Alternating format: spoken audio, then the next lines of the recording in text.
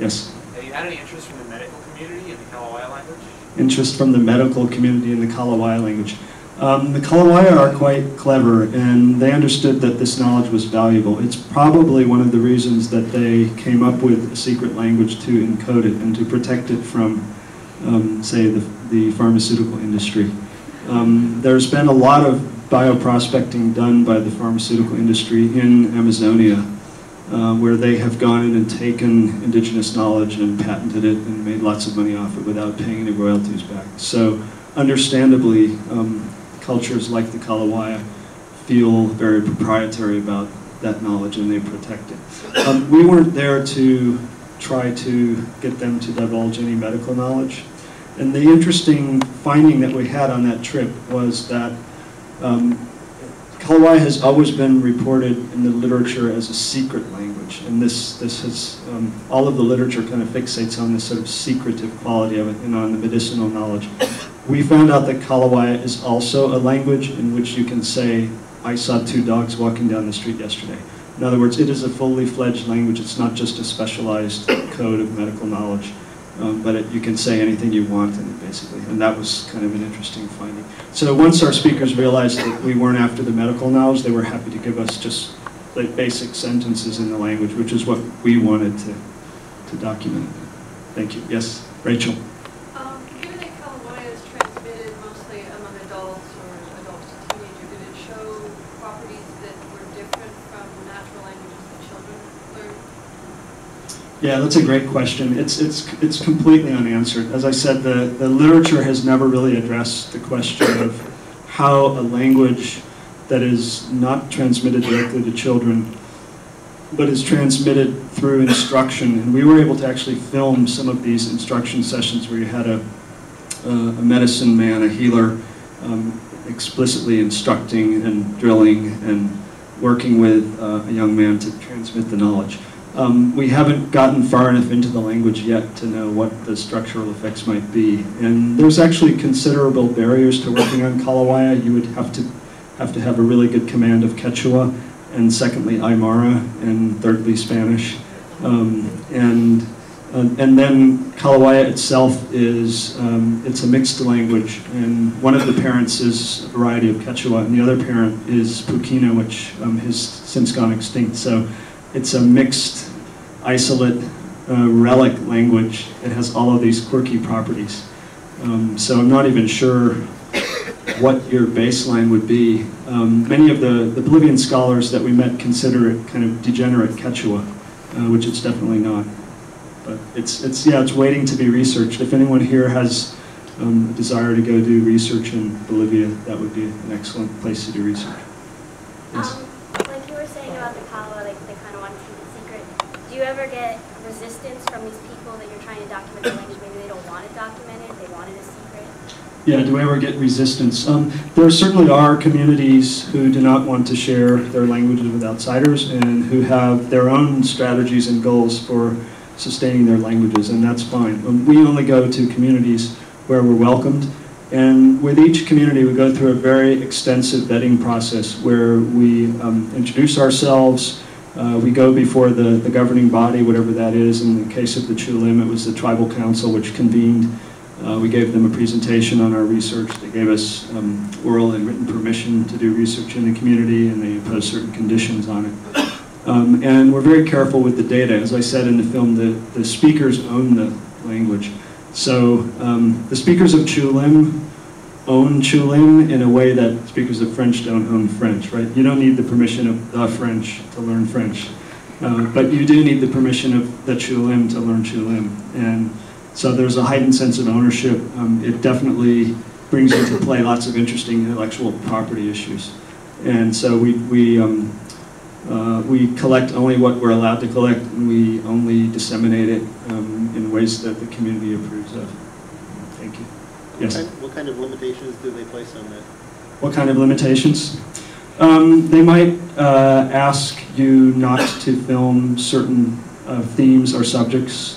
They might ask you, the Chulim Tribal Council asked us not to film any drunk people. Alcoholism is quite an epidemic there. they asked us to produce a storybook as one of our top priorities. It's typically one of the things we would have done anyway, but they asked us to please make that the top priority. So we produced the storybook at their request. So different communities have different, different strategies and goals for what they want done with the language. And linguists, it's not the role of linguists or outsiders to save a language, but really our role is to go in and be supportive and try to figure out what is it that the community itself wants and how can we support those goals. Yes? I thought Chulin didn't have a written language, so how did you produce Yeah, you thought, okay, so Chulin didn't have a written language, but we produced a book. Vasya Gabov, the youngest speaker, he's 55 now, he invented a writing system that was a work of absolute genius. He's got a third-grade education. He figured out how to represent 5 additional phonemes that Chulin has that Russian doesn't have without introducing any new letters into the system, which is a much better solution than a linguist would have come up with. He ingeniously combined Russian symbols. I don't have time to go into the details now, but it's a work of genius. And we just adopted it. We tested it first. We wanted to make sure that a speaker could have this writing system placed in front of them. They're all literate in Russian and could actually read it, and it worked. Speakers were able to read it. So we used his writing system with absolutely no modifications whatsoever. And the book is trilingual. It's in Russian and Chulin using Vasya's orthography and in English. Thank you. Yes? I'm wondering if you ever found the origin of the base 20, base 12 number system and how that developed. The origin of the base 20, base 12 number system. We don't, and it's not shared by closely related languages in the Munda family, but that's not terribly surprising because if you look at a kind of big survey of the world's counting systems,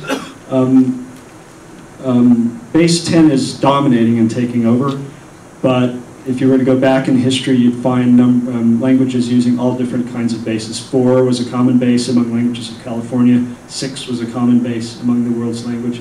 There's nothing intrinsic about the universe that requires you to build your mathematics on a base 10.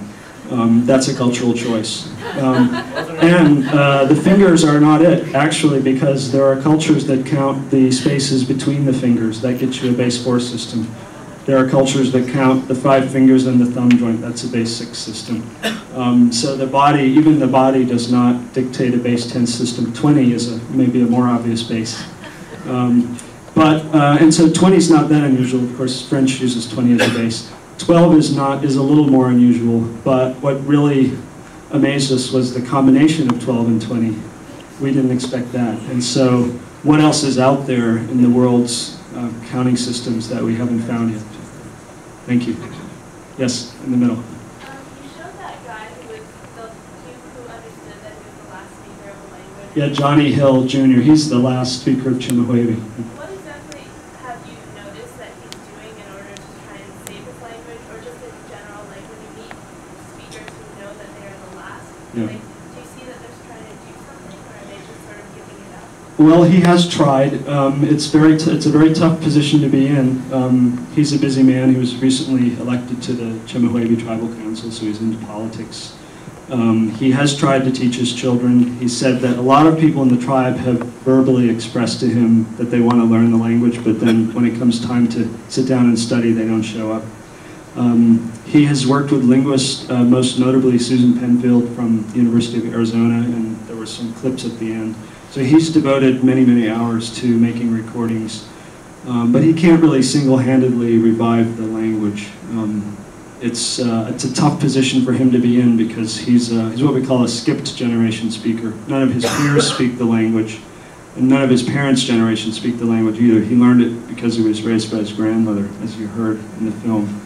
So that's just a really tough situation to be in. And Johnny has attended a number of film festivals and screenings of the film, and he's just an incredibly eloquent spokesman for what it feels like, the actual lived experience of watching your language go extinct. And so it was great that he was included here. But realistically, I wouldn't want to try to paint a rosy picture that Chemehuevi or Chulin can be brought back. Those are completely moribund languages and they will go extinct.